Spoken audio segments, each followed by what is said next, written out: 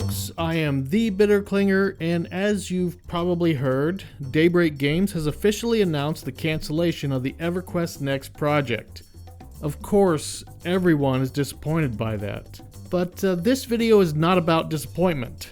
I mean, I've been playing games on the PC since 1987, and believe me, after 30 years of PC gaming, there's a landfill out there somewhere full of my disappointment. No, this is about the first time in those 30 years where I truly feel like I was cheated. Now, Daybreak Games, either by malice or incompetence, strung me and everyone else along this entire process with what I believe is an unprecedented level of dishonesty in the gaming industry.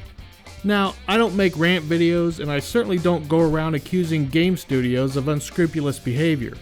So please remain in your seats and keep your seatbelts securely fastened at all times. I'm going to take you along for the ride.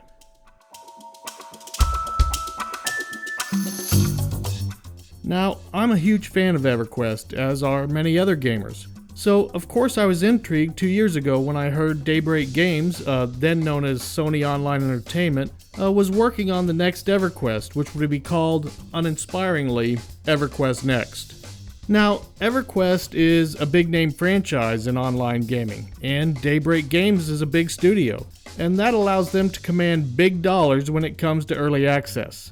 At the time, $60 was the cheapest way to get into the EverQuest Next Landmark alpha phase of the game, so that's what I did. Now, less than a month later, Daybreak Games wanted to clear up some confusion. In late March of 2014, they decided to change the name of EverQuest Next Landmark to just Landmark. What? I mean, now I am confused. Daybreak marketed the game with the word EverQuest. They commanded $60 and even $100 price points for early access with the word EverQuest. And I purchased early access for a game whose title contained the word EverQuest. Folks, this is not a case of one word being good as any other. Imagine, if you will, Blizzard Entertainment announcing early access for a new game called World of Warcraft Next Generation. Come on, they would be buried under a pile of credit cards, as Daybreak Games was with EverQuest Next Landmark. The rush crashed the servers. It was a week before the game was stable enough to play reliably. Now, back to our scenario. Imagine that a month later, Blizzard announces, we're changing the name of what you bought. It will now be called Generation. And, oh by the way, it'll have nothing at all to do with World of Warcraft. I mean, don't be ridiculous. Of course the name matters. Do you really believe Daybreak Games would have crashed their servers selling $60 and $100 early access packages to a game called Landmark that had nothing at all to do with EverQuest? Come on, not just no, but hell no. You know that. I know that. And as much as I hate to say it, I believe Daybreak Games knew that as well. Now, I'm a big boy, and I realize there are risks associated with early access. Even when you try and minimize those risks by sticking with bigger development studios and big-name franchises, stuff can still happen. So, we fall back on Hanlon's razor. Never ascribe to malice that which is more easily explained by incompetence. I'll generously assume the folks at Daybreak Games lack any community relations or business acumen whatsoever, and that they just screwed the pooch on this one. It happens. As a result, the game related to EverQuest that I thought I was buying is just some heaping pile of steaming dung called Landmark. It wasn't even a game at the time. You could build stuff, but there was no combat or PvE challenges of any kind. And there was also the fact that there was going to be a complete content wipe at the end of closed beta, so I wasn't willing to put any time into building anything. Nevertheless, it was something for my money, and I had Daybreak's reassurances that continued development would not only make Landmark a great sandbox MMO in its own right, but it would produce the systems that would be the foundation of EverQuest Next. So, you can imagine how excited I was when they released the patch containing PvE combat 9 months later. Just as a point of reference, here is Towley taking a look at what Daybreak Games presented as gameplay footage of PvE combat from August of 2013. Current store. And he's gone. And, oh, those poor little honey badgers. Oh, man. Jesus Christ. They're all gonna die.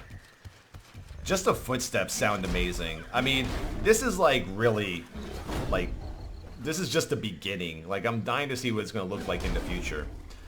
Wow. I mean, I agree with Towley. That was some good-looking gameplay combat from August 2013. And here's what Daybreak Games released to early access customers a year and a half later in December of 2014.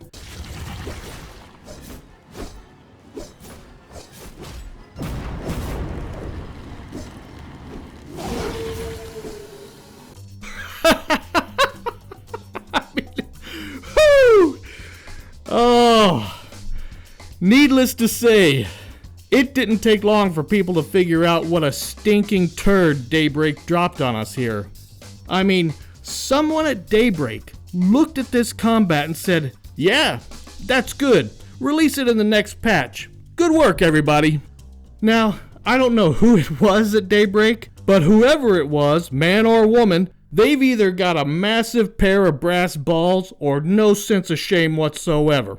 Or maybe both.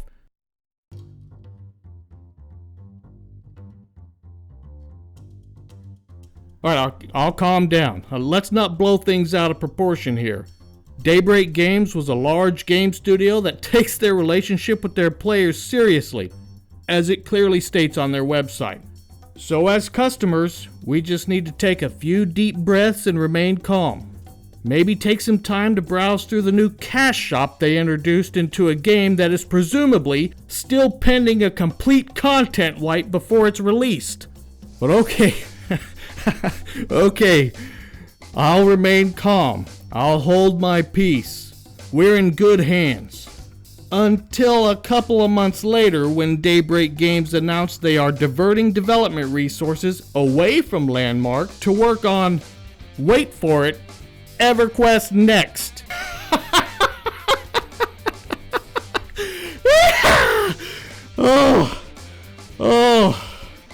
Folks, please excuse all the hooting and hollering. Those are the noises I make when I'm getting screwed. And ladies and gentlemen, I am getting screwed. Now, okay, I have to admit, I admire the producer's cynicism here. They're no longer going to work on polishing this turd called Landmark, but we should be happy about that because our sacrifice means we'll get to play EverQuest Next that much sooner. They even released a screenshot of the new Kinos, one of the starting cities in the original EverQuest. Oh, it's also Sony EQ spelled backwards. Oh, the sweet memories. Yeah, I'll do it. I'll take one for the team and for the future of EverQuest. You go, Daybreak Games. And that brings us to the current news of EverQuest Next being cancelled. The final kick in the head to those of us being told that EverQuest Next and Landmark were simultaneously, inextricably linked, and completely separate projects. Now, any one of these situations by itself would just be tough luck. Sometimes games get canceled. Sometimes games don't turn out like you expect. You win some, you lose some. Believe me, I've spent plenty of money on games that didn't work out. But the incremental abandonment of Landmark, the mendacity of the explanations, and the whoring of the EverQuest franchise, it is unbelievable. I've seen some incompetence in my day, but imagining top professionals at Daybreak Games bumbling through this series of events and doing their best Mr. Magoo impression is just too much. It's a bridge too far for me. There's a big difference between that's the way the ball bounces and the ball bouncing that way because Daybreak intended to bounce the ball and they bounced it. Alright, I think I'm good now. And now that I've gotten that off my chest, I'll end this on a positive note by quoting a good friend of mine. These guys squandered millions and were in the process of making something that's only resemblance to EverQuest was the name. Best for everyone it never came out. Amen, my friend. Amen.